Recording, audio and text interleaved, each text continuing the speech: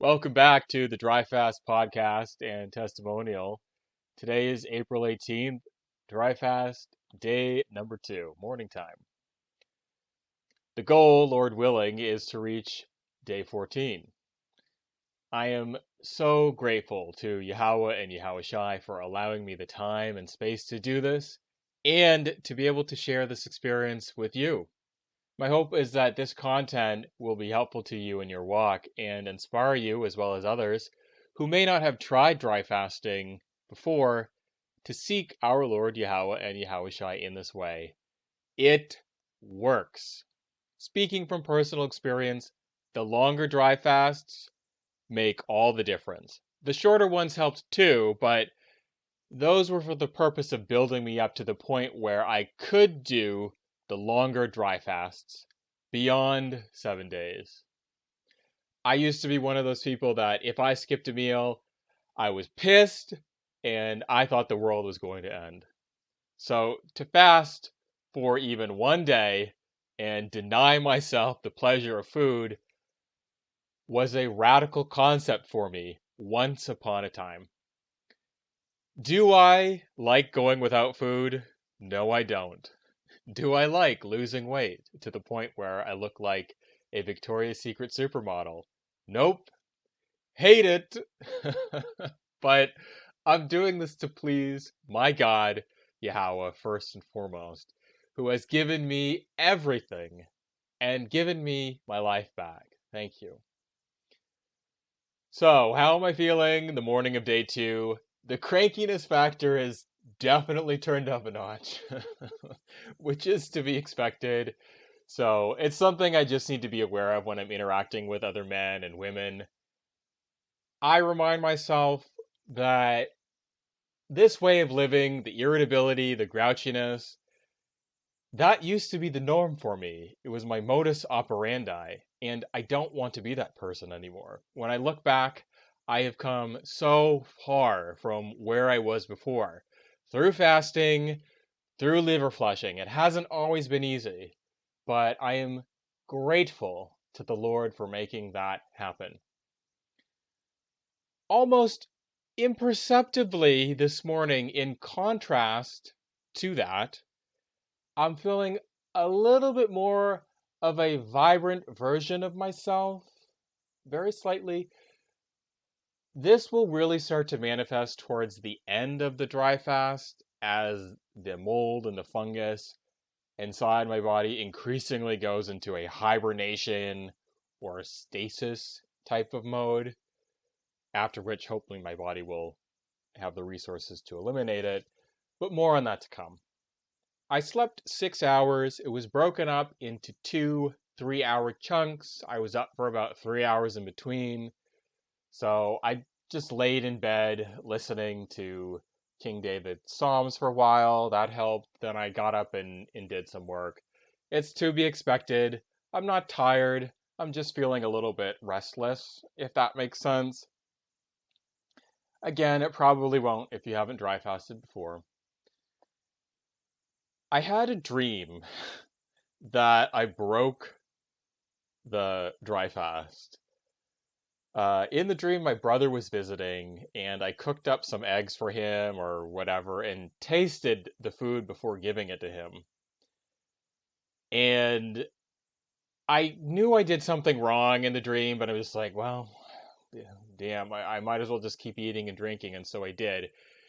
And then it more fully dawned on me that I broke the fast, and I was like, damn, now I have to start this over again. But I'm on a schedule, so I have to stick to that schedule, and I can't do the fast as long, and then I have to explain it in the podcast why I broke the fast, and on and on and on. And I woke up, and I actually didn't realize that was a dream at first. And then I was so relieved. Dreams like this, I've come to understand, are demonic in nature. It doesn't have to be frightening or scary. To still be some sort of torturous, sick, and twisted joke. I've alluded to this before. I'll probably talk more about this later into the fast. The longer I go into these dry fasts, the more sensitive I become to certain thoughts and feelings that aren't me, but come from a source that is convincing me or trying to convince me that it is me. In French, this is called l'appel du vide, or call of the void, if you're American. It's a more modern interpretation of a form of demonic oppression. Really, it's possession, but I call it oppression just so people don't get confused. I'll put a link below in the post about it, and I'll probably revisit this topic later on because it is worthy of a whole podcast in and of it. So, yesterday night I weighed myself. I was 173 pounds. That's a 7-pound loss from when I started the dry fast, day over day. That's to be expected. Often, what I've seen is a trend from day to day is I might start losing 7 pounds, then 6 pounds, 6 pounds, 5 pounds, 5 pounds, 4, 4, 3, 3, 2, 2, and then just 1, 1, 1, 1, just ones. The trend does depend on how heavy I was when I started the dry fast. Typically, I've never fallen below 120 pounds, even if I did start the dry fast at a lower weight, like 150 pounds. So if I do start at a lower class of weight, I just lose the weight somewhat more slowly. Something to pay attention to are your eyes. Our pupils are a gauge of overall long-term health of various parts and organs of the body. The sclera are the same, but those are more so a gauge of short-term health and more oriented towards what's going on in the liver. I highly recommend checking out iridology videos on YouTube for more information. You can learn a lot about your physical internal condition from iridology. It's similar to tongue reading as a gauge of internal health, but it functions in a different way. It is a much more longer-term oriented gauge. The whites of my eyes are starting to get a little bit bloodshot, which has happened before. It's generally a sign of either deeper toxicity being removed from the liver, i.e. from a fast or liver flushing, or it is a sign that toxins and parasites are being entrenched deeper into the liver. Anyone who binge drank alcohol in school knows what I'm talking about. Any substance that is toxic to the liver and taken in sufficient quantities will first show itself in my eyes as redness. Again, this is any toxic substance. Speaking from experience, just saying. Muddy whites of the eyes or brown patches, I have come to understand, for me, are a sign of heavy toxicity, commonly from vaccine damage, which has impaired the liver's ability to function. Sometimes people refer to it as jaundiced eyes. It is very bad to have. It is reversible. It's very hard to reverse. It's one of the issues I pray is resolved for me. We'll see.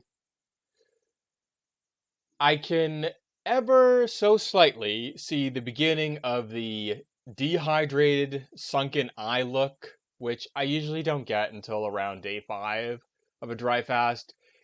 If you dry fasted that long before, again, you know. If you know, you know. I've deduced that I'm just more dehydrated than I originally thought because of the castor oil and turpentine flushing. If I were to do this again, I probably would keep the additional day I scheduled for rehydration to help with the acidic cramps I talked about in previous podcasts. But we'll see. This could turn out to be the best thing.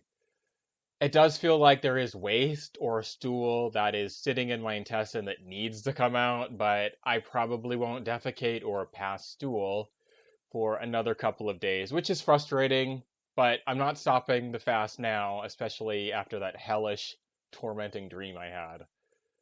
At the end of it all, I'm doing this dry fast to show my gratitude and deference to Yahawah and Yahawashi, not to be comfortable, and not even to heal myself, although I will be healed through this dry fast, Lord willing. I can feel the beginning of my throat starting to dry out, and a completely dry mouth and tongue is a torturous experience. It is, in the past, one of the reasons why I ended longer dry fasts early. This is when I started out and I really didn't know what I was doing or what to expect. So a secret, so to speak, of extended dry fasting is making sure your mouth stays closed as much as possible. From experience, I do expect my voice to start becoming hoarse around day 7 or so, and just continue to get more and more hoarse. Spinal discomfort is starting to become more of a thing for me. As I mentioned yesterday, I just do more cupping and stretching to counteract this.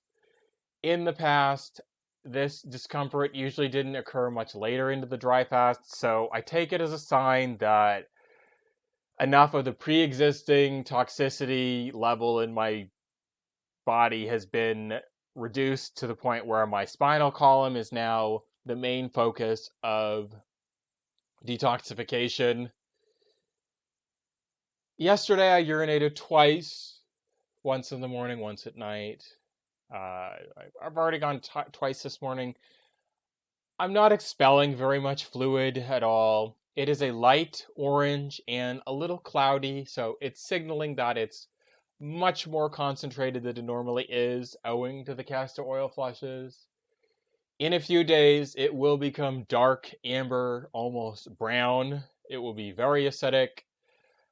I expect it to be uncomfortable, and exacerbating that will be uric acid crystals that will start coming out.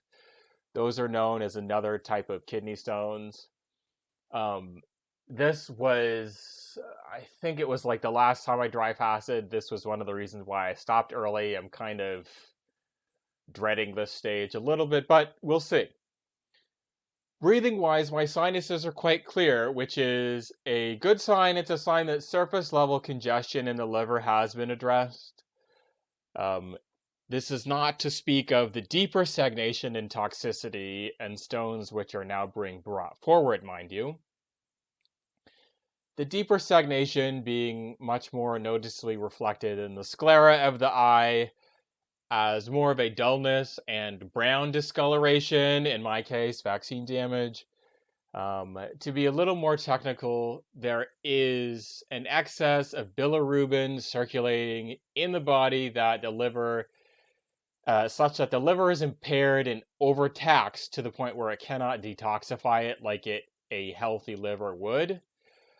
This is not good. So if you have this, be cognizant and do your own research. I hope this dry fast I'm doing as an expression of gratitude to Yahawah and Yahawashi will have the side effect of addressing that. But it may not, and that's okay. It is paramount that you are in a free-flowing, fresh air environment during dry fast, because you excrete a large volume of toxins through your lungs and thus breath. And the liver needs oxygen to neutralize toxins as well. So when I'm sleeping, like any room that I'm in, I have the windows open. I do not want to be rebreathing the toxins that are in the air. If I can be outside in nature, I do that. That is the best. And my recommendation if you want to do extended dry fasting. I hope sharing this experience is helpful to you.